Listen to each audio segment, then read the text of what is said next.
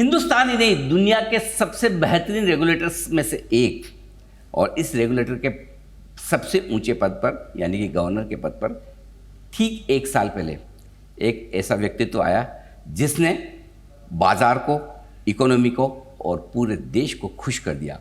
कैसे? अपनी proactive, forward looking approach से और समय से पहले कुछ करके दिखाने के जज्बे से। जी हाँ, मैं बात कर रहा हूँ आरबीआई गवर्नर संजय मल्होत्रा साहब की, जो 1990 बैच के आईएएस ऑफिसर हैं और उन्होंने बड़े ऊंचे पदों पर काम किया है। वैसे तो डिग्री के मामले में उन्होंने प्रिंसटन यूनिवर्सिटी से पब्लिक पॉलिसी में मास्टर्स किया है। बड़े पदों पर रहे हैं, भारत सरकार के साथ वो सेक्रेटरी रहे हैं, डीएफएस, इसके अलावा रेवेन्यू सेक्रेटरी रहे हैं और यूनाइटेड नेशंस में भी उन्होंने काफ़ी अपनी सेवाएं दी है। और अब ठीक 1 साल पहले जब वो आरबीआई गवर्नर बने तो लोगों को बड़ी उम्मीदें थी, लेकिन बहुत कम रेगुलेटर्स ऐसे होते हैं उम्मीद से ज़्यादा देते हैं और ये बाजार को, इकोनॉमी को बड़ा पसंद आता दिखा है और बैंकिंग सिस्टम को भी। आइए मैं आपकी मुलाकात करवाता हूँ इस 1 साल के पूरे होने के उपलक्ष्य में आरबीआई गवर्नर संजय मल्होत्रा साहब से। मल्होत्रा साहब, बहुत बहुत स्वागत है आपका जी बिजनेस पर। सर, धन्यवाद हमें समय देने के लिए। लगभग 1 साल का कार्यकाल आप पूरे करने जा रहे हैं। जब आपने आरबीआई गवर्नर की कुर्सी संभाली, बड़ी चुनौतियाँ थी और ऑनेस्टली मैं बताऊँ, हम जर्नलिस्ट हैं, हमको खुद को लगता है भी अब ये नए गवर्नर साहब आए, क्या करेंगे, कितना करेंगे, पता नहीं, इनको सेटल होने में टाइम लगेगा। लेकिन आपने पहली पॉलिसी से एकदम T20 की तरह जो फ्रंट फुट पर बैटिंग की है, 3 पॉलिसी में लगातार रेट कट, CRR कट, मतलब अनएक्सपेक्टेड। बाजार चौंक गया कि ये तो गवर्नर साहब बड़े आगे फॉरवर्ड लुकिंग वाले हैं। कैसे देखते हैं आप पिछले 1 साल को? आप संतुष्ट हैं, सेटिस्फाइड हैं, खुश हैं? कैसा लग रहा है आपको? सबसे पहले आपको बहुत बहुत धन्यवाद इस चैनल में आने का आपने मौका दिया, और आपको इस बात का भी धन्यवाद कि आपने इतना अच्छा एक इंट्रोडक्शन दिया, उसके लिए भी बहुत बहुत धन्यवाद। बिल्कुल ये बात आपकी सही है कि पिछला 1 वर्ष लगभग जो मेरा यहाँ पे अभी पूर्ण हो रहा है, 11 दिसंबर को पिछले वर्ष मैंने ये पदभार संभाला था जी। तो वो काफ़ी चुनौतीपूर्ण रहा है। जियोपॉलिटिकल तनाव, जैसा कि आपको मालूम है, चाहे वो रशिया यूक्रेन युद्ध हो, चाहे वो मिडल ईस्ट में युद्ध हो, तो वो एक तरफ, और साथ साथ ही जो टैरिफ की जो विशेषकर अनिश्चितता रही जी, तो ये पिछला 1 वर्ष काफ़ी चुनौतीपूर्ण हमारे लिए रहा। उसके बावजूद ये एक, मैं समझता हूँ, एक सफ़र हमारे पूरे आरबीआई परिवार के लिए, बल्कि पूरे देश के लिए, इन बाहरी चुनौतियों के बावजूद काफ़ी संतोषप्रद रहा है। जैसा कि आपने बताया, हमने अर्थव्यवस्था को सपोर्ट करने के लिए कई कदम उठाए, जिसमें रेपो पॉलिसी रेट हमारा 100 बेसिस पॉइंट्स हमने कम किया जी। लिक्विडिटी जो है हमने प्रदान की। उसके अलावा हमने बैंकिंग के क्षेत्र में कई कानूनों में, विनियमों में, रेगुलेशंस में, रूल्स में, उनमें काफ़ी हमने बदलाव किया जी। आज जो एक सुखद स्थिति हम लगभग देख रहे हैं जी, जिसमें मुद्रास्फीति जो हमारा लक्ष्य है 2 से 6% का, लगभग उसके भीतर रही है, या आज के दिन में उससे भी कम है जी। और साथ ही साथ जो आर्थिक विकास की दर है, प्रथम तिमाही में आपने देखा 7.8%। और जिस प्रकार के आंकड़े, जिस प्रकार के मैक्रो इकोनॉमिक इंडिकेटर, संकेत हमारे सामने आज आ रहे हैं, द्वितीय तिमाही में भी और आगे आने वाले समय में भी हमारे को उसमें काफ़ी अच्छे आंकड़े सामने आने की उम्मीद है। एक अच्छी बात जो मैं आपको बताना चाहूँगा कि इसके साथ साथ जो बैंकिंग रेगुलेशन में भी हमारा ये प्रयास रहा है कि सभी हमारे बैंक्स, NBFCs वो और अधिक सुदृढ़ हों और अधिक सक्षम हों। ग्राहक सेवा को हमने जो है काफ़ी जोर दिया, आपने देखा होगा। पिछले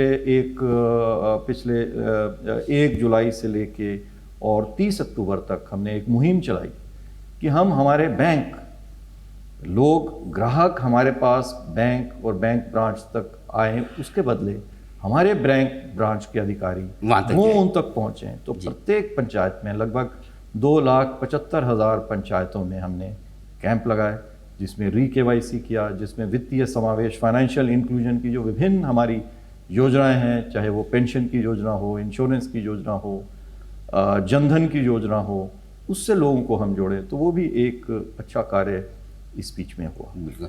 गवर्नर साहब, मैं आपको बताना चाहता हूँ, बाज़ार में जो चर्चाएं चलती है आपको लेकर, वो कहते हैं कि कुछ रेगुलेटर्स ऐसे होते हैं जिनके सामने जाकर थोड़ा सा मतलब बैंक्स वगैरह इंस्टीट्यूशंस कहें कि हमें ये चाहिए, तब वो सुनते देते हैं। कुछ रेगुलेटर्स ऐसे होते हैं कि सोच समझ कर देते हैं, लेकिन कुछ ही रेगुलेटर ऐसे होते हैं जो उन्हें ये पता होता है कि एज अ पेरेंट मेरे बच्चों को किस चीज़ की ज़रूरत पड़ेगी, या मेरे सेक्टर में किस चीज़ की, बैंकिंग सिस्टम में किस चीज़ की ज़रूरत पड़ेगी, उसको मैं पहले से दे दूं। और जो आपने फ्रंट लोड किया है, चाहे वो पॉलिसी रेट्स हो या फिर अब जिस तरह से मॉनेटरी पॉलिसी आपकी आती है, उसमें सिर्फ ऐसा नहीं कि मॉनेटरी पॉलिसी, बल्कि उसमें कई सारे रिफॉर्म्स होते हैं। ये जो प्रोएक्टिव अप्रोच है, उससे होता है कि अब थोड़ी उम्मीदें भी बढ़ जाती है लोगों की कि हाँ, ये गवर्नर साहब दे सकते हैं। अब जब दे सकते हैं तो उनसे मांगते हैं, हम भी, वो होता है ना, जो काम करता है उससे और ज़्यादा काम करवाते हैं। तो सर, अब बड़ा सवाल है कि 1% का रेट कट आपने दिया, इन्फ्लेशन 13-14 साल के लोएस्ट लेवल पे है, आपने बहुत समय से पहले अंदाज़ा लगाया। क्या लगता है आपको, क्या अभी भी यहाँ से ब्याज दरों में और कटौती की गुंजाइश है? क्या एग्रेसिव रेट कट्स आरबीआई आगे और दे सकता है भारत की इकोनॉमी को, बैंकिंग सिस्टम को? जो देखिए, जो आरबीआई है, आरबीआई के 2 मैंडेट हैं, लेकिन जो प्रमुख जो हमारा मैंडेट है, प्रमुख मैंडेट हमारा प्राइस स्टेबिलिटी का, जो प्राइस की मूल्य, ताकि कीमतें जो हैं उनमें वृद्धि ना हो, मुद्रास्फीति जो है उसको नियंत्रित करना, वो हमारे लिए सर्व प्रमुख जो है वो हमारा एक उद्देश्य है जी। उसके बाद में हमारा उद्देश्य, साथ ही साथ सेकेंडरी उद्देश्य है, वो हमारा ग्रोथ का है। तो हम न एग्रेसिव रहते हैं, न हम डिफेंसिव रहते हैं, हम एक ऑलराउंडर की तरह हैं। लेकिन वो ऑलराउंडर ऐसा है जो कि पहले बॉलिंग करता है, पहले डिफेंस करता है और फिर जब जरूरत पड़ती है तो वो चौके छक्के भी लगाता है, वो लगाता है। बिल्कुल। तो वो बैटिंग बॉलिंग दोनों करता है, लेकिन बॉलिंग जो है वो हमारे लिए, मतलब जो प्राइस की जो स्थिरता है उसको मैं बॉलिंग के तुल्य मानूंगा, तो वो जो है हमारे लिए अधिक आवश्यक है। जहाँ तक आपने प्रश्न किया कि आगे क्या और गुंजाइश है या नहीं है, कि पिछली बार जब एमपीसी की बैठक हुई अक्टूबर में जी, तो उन्होंने बिल्कुल ये स्पष्ट कहा कि पॉलिसी में गुंजाइश है और अधिक रेट्स को कट करने की। उसके बाद में जितने भी तमाम हमारे पास में आंकड़े आए हैं, आर्थिक संकेत, मैक्रो इंडिकेटर्स जो भी आए हैं, जिसमें मुद्रास्फीति भी एक है, उनमें ऐसी कोई संकेत नहीं आए हैं कि वो जो गुंजाइश है उस गुंजाइश में कमी हुई हो। तो निश्चित रूप से गुंजाइश है, लेकिन क्या उसको एमपीसी आने वाली बैठक में उसके ऊपर में कुछ कार्य करती है और निर्णय लेती है उसको बदलाव करने के लिए या नहीं, ये उसके ऊपर में निर्भर करेगा। बिल्कुल ठीक बात है सर। और मैं ये कह सकता हूँ कि पिच एकदम सेट है, आंखें जमी हुई है, और आप कहते हैं कि पहले डिफेंसिव होने के बाद एग्रेसिव बैटिंग की उम्मीद हम कर भी रहे हैं। कुछ और बड़े मुद्दे हैं जिन पर मैं आपसे बात करना चाहता हूँ। क्या आपको लगता है कि डॉलर के मुकाबले में गोल्ड के रिजर्व बढ़ाना ज़रूरी है, और क्या आरबीआई और सोना खरीदने की मूड में है? हमारा जहाँ तक प्रश्न है, हमने भी पिछले 8 वर्षों में लगभग 300 टन सोना खरीदा है, और आज के दिन में लगभग 880 टन सोने के भंडार हमारे पास में, हमारे विदेशी मुद्रा भंडार में उस समय शामिल है। और ये कुल मिलाकर के जो हमारे विदेशी मुद्रा भंडार हैं उसका लगभग 15% से अधिक, लगभग 1/6 में 1 हिस्सा लगभग वो सोना भंडार का हमारे पास में है। आगे हम और इसको खरीदेंगे नहीं खरीदेंगे, ये एक संवेदनशील बाज़ारों के लिए और अन्य के लिए संवेदनशील विषय है, इसलिए उसके ऊपर मैं टिप्पणी नहीं करूंगा। लेकिन हमारी विदेशी मुद्रा की स्थिति, हमारे गोल्ड के, सोने के रिजर्व्स की स्थिति, वो काफ़ी अच्छी है, काफ़ी बेहतर है, काफ़ी स्वस्थ है। रुपए की कमज़ोरी पर आपसे बात करना चाहता हूँ। लाइफ लो पर रुपये आ चुका है, और जबकि लोग ये समझते हैं कि हमारी इकोनॉमी इतनी मजबूत है, फिर रुपया हमारा मजबूत क्यों नहीं होता? क्या वजह आप समझते हैं, और किन लेवल्स के आसपास आरबीआई कंफर्टेबल है कि हाँ ये लेवल ठीक है, या फिर इतना हर साल घटे, रुपया डिवैल्यू हो तो आरबीआई को समस्या नहीं? देखिए, रुपए की जो डिवैल्यूएशन है, जी। उसका जो मूल्य कम हो रहा है, वो एक स्वाभाविक है। वो इसलिए स्वाभाविक है क्योंकि ये मुद्रास्फीति से इसका दीर्घ काल में, शॉर्ट टर्म में नहीं, लेकिन दीर्घ काल में ये मुद्रास्फीति के ऊपर में निर्भर करता है। क्योंकि जो प्राइस लेवल है, चाहे वो डॉलर का हो, चाहे वो पाउंड का हो, चाहे वो यूरो का हो, वो एक प्राइस स्तर को, क्या उसकी जो करेंसी है उसको खरीदने की, वस्तुओं को खरीदने की उसमें कितनी क्षमता है, उस पर निर्भर करता है। तो जब तक हमारी मुद्रास्फीति अधिक रहेगी, दीर्घ काल में ये डेप्रिसिएशन होना एक हमारे लिए स्वाभाविक है। जहाँ तक ये प्रश्न है कि क्या हम किसी लेवल को, क्या लेवल हमारे लिए सही होगा, या कितनी सालाना दर से घटे तो आप कंफर्टेबल हैं? ऐसा कंफर्टेबल जो है, देखिए वही मैंने आपको कहा जी कि लगभग अगर हम ऐतिहासिक रूप से देखते हैं तो लगभग 3-3.5% से जो है अवमूल्यन, डेप्रिसिएशन वो हो रहा है। जी जी। हमारा प्रयास यही रहता है कि जो भी उतार चढ़ाव हो वो नियंत्रित हो, अत्यधिक नहीं हो, ताकि जो सभी लोग हैं वो अच्छी से अपनी प्लानिंग करके और अपना कार्य कर सकें। कुछ पॉकेट्स हैं जहाँ पर थोड़ी सी चिंताएं हो रही, क्या आप उसे कैसे देखते हैं? एक, जो देश में क्रेडिट कल्चर बड़ा बढ़ रहा है कि सबको पर्सनल लोन्स लेने हैं, अनसिक्योर्ड लोन्स लेने हैं, उधार लेना है, खर्चा करना है, उसे कैसे देखते हैं आप? और दूसरा कि एमएसएमई, एसएमई स्पेस में कहीं कहीं थोड़ी सी चिंताएं बढ़ रही कि शायद वहाँ पर एसेट क्वालिटी थोड़ी सी कमज़ोर हो सकती है। क्या कोई चिंता की विषय है या सिर्फ आरबीआई की नज़र है?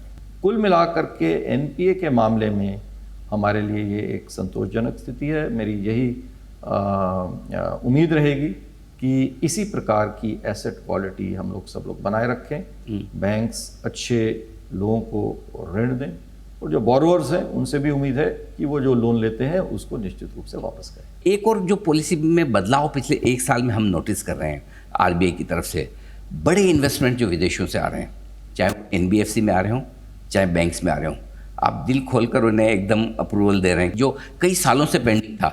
इसके पीछे आरबीआई की क्या सोच है? आप किस तरह से फॉरेन इक्विटी, फॉरेन मनी का पार्टिसिपेशन बैंक्स और एनबीएफसी सेक्टर में चाहते हैं?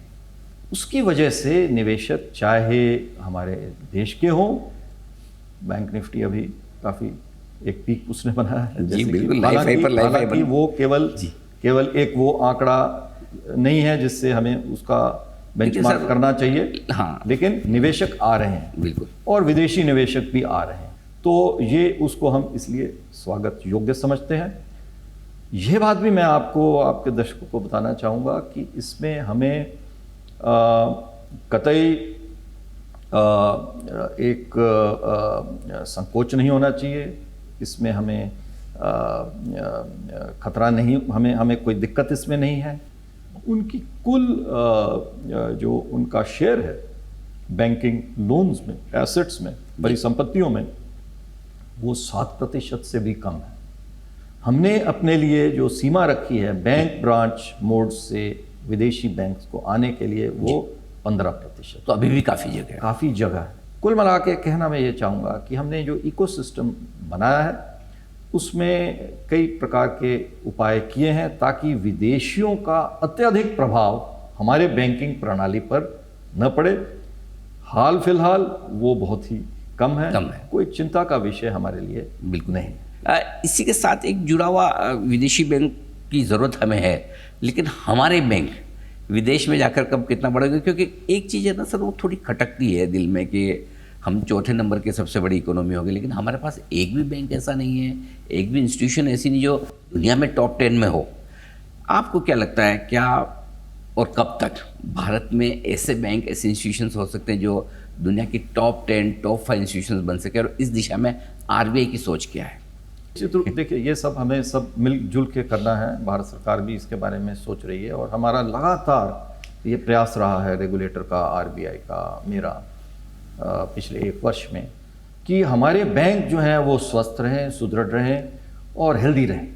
जिस प्रकार से हमारी अर्थव्यवस्था बढ़ रही है, जिस प्रकार से हमारे बैंक्स विस्तार कर रहे हैं, ये समय दूर नहीं है अनिल जी कि हमारे बैंक्स भी टॉप 10 बैंक्स में विश्व में ज़रूर सम्मिलित होंगे। मैं आपको अभी से ये कह दूं कि जिस दिन ऐसा होगा एक बार फिर से मैं आपका इंटरव्यू पक्का करूंगा और इस बाइट के साथ करूंगा जो आज आपने कहा है। लेकिन उससे पहले भी आप ज़रूर आइए। नहीं, लेकिन मैं आपको सर एक चीज़ के लिए शुक्रिया करना चाहता हूँ, धन्यवाद देना चाहता हूँ कि जी बिजनेस हमारा पहला हिंदी चैनल है, हिंदी बिजनेस चैनल है जिनके साथ आप बातचीत कर रहे हैं। और चूँकि आप राजस्थान कैडर कर रहे हैं और हिंदी इतनी बेहतरीन बोलते हैं, हाँ आज हमारे सारे दर्शक आपका इंटरव्यू सुनकर बड़े प्रसन्न होंगे।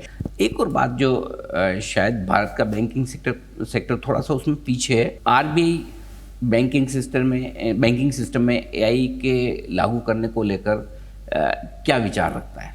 आरबीआई, जब हम सेंट्रल बैंक्स की तुलना करते हैं तो एआई को अपनाने में आरबीआई का स्थान काफ़ी ऊपर है।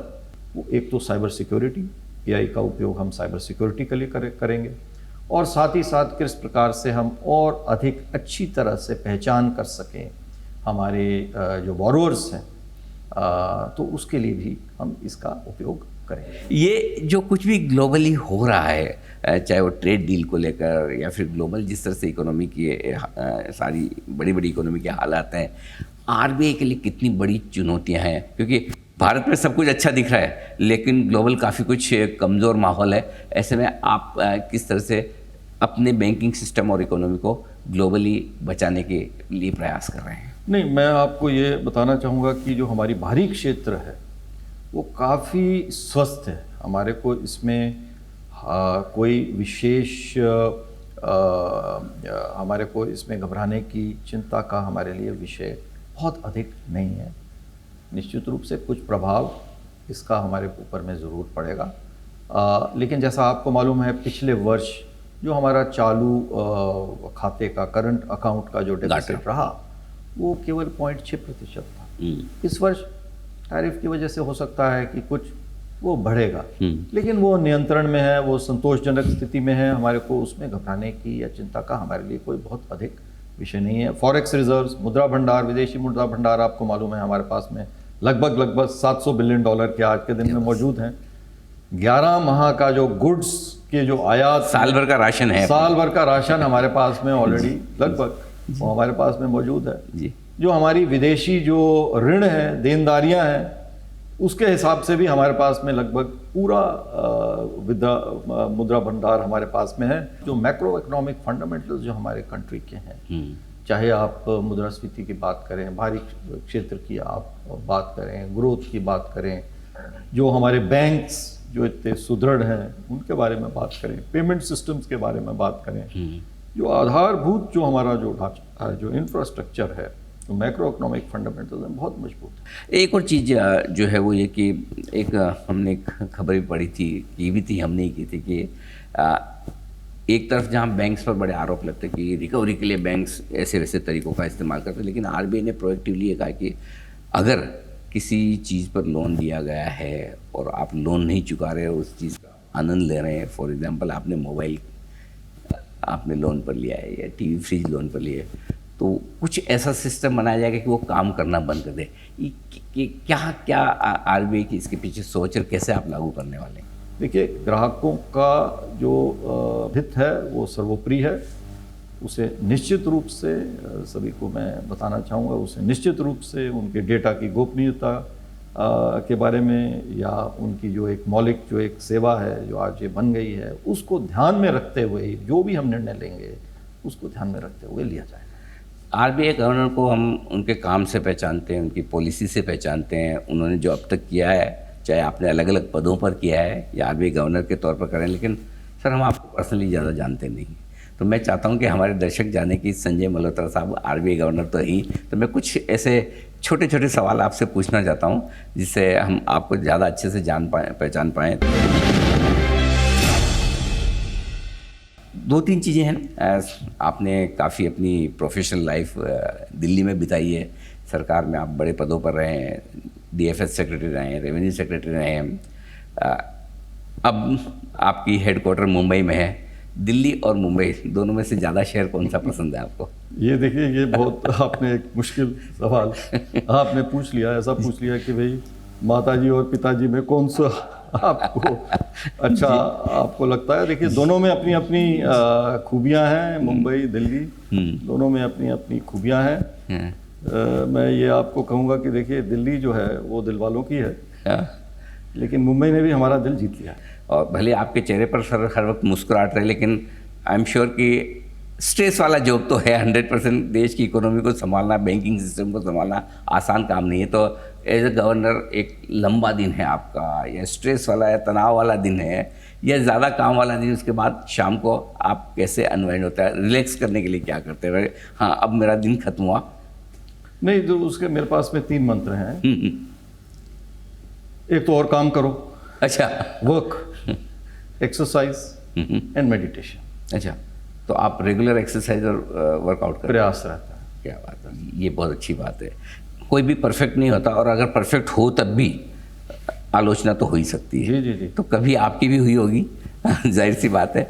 कोई ऐसी आलोचना जिसको आपने सोचा कि हाँ, इससे मुझे ये एक सीख मिली है, इसको मैं बदलूं या ठीक करूं, कोई ऐसी बात आपको याद आती हो? मैं आपको जो है एक कबीर का दोहा आपको इसके बारे में बताऊंगा, जो हम लोगों ने पढ़ा था, आपने भी शायद पढ़ा हो। निंदक नियरे राखिए, आंगन कुटी छवाए, बिन पानी साबुन बिना, निर्मल करे छुवाए, निर्मल करे सुभाए, सुभाए, निर्मल करे सुभाए।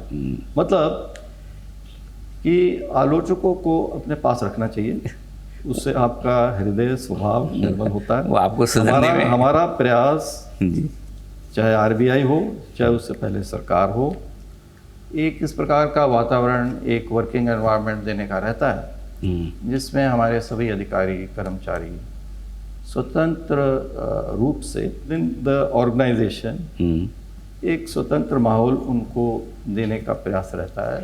तो आपको विचार करने का समय कब मिलता है? कब आपका फेवरेट टाइम है? मॉर्निंग वॉक, इवनिंग में, किस वक्त? या मतलब वैसे तो हमारा काम सोचने का ही है, दिन भर हम सोचते हैं, बट हाँ, एकांत में देर रात में जो है, मैं तो थोड़ा लेट काम करने वाला हूँ। वैसे तो ये मतलब थोड़ी कल्पना के बाहर की चीज़ें, लेकिन फिर भी कभी कोई ऐसा वीकेंड हो जिसमें गवर्नर साहब एकदम फ्री है, न कोई मीटिंग है, न ऑफिस आना है, नहीं कोई ऐसा प्रोग्राम है, आप कैसे बिताना पसंद करेंगे? नहीं, परिवार को देखिए, समय जो है वो मैं समझता हूँ उसमें मुझे थोड़ा गिल्ट रहता है। तो परिवार को समय प्रयास रहेगा कि परिवार को और अधिक समय दिया जाए। आखिरी सवाल जिसके साथ मैं इस इंटरव्यू का समापन करूंगा, पहले तो ये कि हिंदुस्तान को हम 5 ट्रिलियन डॉलर की इकोनॉमी बनाना चाहते हैं, उस दिशा में आरबीआई का क्या योगदान हो सकता है? दूसरा ये कि आपके बिना एक्सटेंशन को माने हुए, मैं ये मानता हूँ कि कम से कम 2 साल तो आप और पोस्ट पे हैं, तो अगले 1 से 2 साल के लिए आरबीआई के गवर्नर के तौर पर आपकी क्या प्रायोरिटी है? मेरी प्रायोरिटी, आरबीआई की प्रायोरिटी वो एक ही है, और वो ये है कि इस प्रकार का हम वातावरण पूरे देश को, अर्थव्यवस्था को प्रदान करें, और विकास की वृद्धि के लिए, विकास के लिए और हमारी आर्थिक वृद्धि दर को और हम अधिक किस प्रकार से बढ़ा सकते हैं, वो हमारा एक प्राथमिकता रहेगी। हमारे बैंक्स, हमारे एनबीएफसीज, वो और किस प्रकार से सुदृढ़ हो सकते हैं, स्वस्थ हो सकते हैं, ताकि वो इस अर्थव्यवस्था को और अधिक सपोर्ट करें, सहयोग करें। दूसरी ये हमारी प्राथमिकता रहेगी। और तीसरी प्राथमिकता बहुत महत्वपूर्ण, कि जो हमारे ग्राहक हैं विभिन्न, चाहे उसके अंदर में इंडिविजुअल्स हों, चाहे वो जनधन अकाउंट होल्डर्स हों, और चाहे वो एक बड़ा मल्टी मिलियनर कॉर्पोरेट हो जी, सभी, उनको हम ग्राहक सेवा जो है, हम किस प्रकार से उसमें सुधार कर सकते। ये 3 हमारी, मेरे ख्याल से, प्रमुखताएं, हमारी प्राथमिकताएं रही हैं, और वही प्राथमिकताओं के ऊपर में हम आगे भी कार्य करेंगे। सर, मैं 20 साल से अलग अलग आरबीआई गवर्नर्स के इंटरव्यू करते आया हूँ, लेकिन जिस सरलता, स्पष्टता और बहुत ही अच्छी हिंदी के साथ आपने इंटरव्यू किया, जी बिजनेस के और हिंदी जानने समझने वाले सभी दर्शक, मैं उम्मीद करता हूँ कि बहुत प्रसन्न होंगे कि हाँ, जो गवर्नर साहब कह रहे हैं वो उनके दिल और दिमाग में वो बातें उतर रही है। आपने हमें समय दिया, पहला हिंदी इंटरव्यू दिया, तो उसके लिए बहुत बहुत धन्यवाद। धन्यवाद। हमारी तरफ से आपको शुभकामनाएं हैं कि जिस तरह का बहुत ही अच्छा काम आप आरबीआई गवर्नर के तौर पर कर रहे हैं और देश में नहीं पूरी दुनिया में आपको एक बेहतरीन रेगुलेटर के तौर पर माना जाता है। इस मजबूत इकोनॉमी को और आगे बढ़ाने के लिए आप इसी तरह से काम करें। More power to you sir. बहुत बहुत धन्यवाद, शुक्रिया। बहुत बहुत धन्यवाद, शुक्रिया।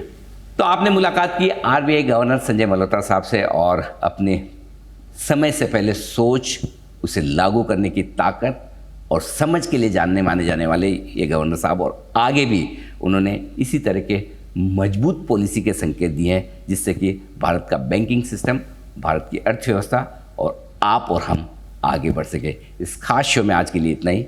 मुझे दीजिए इजाज़त। नमस्कार।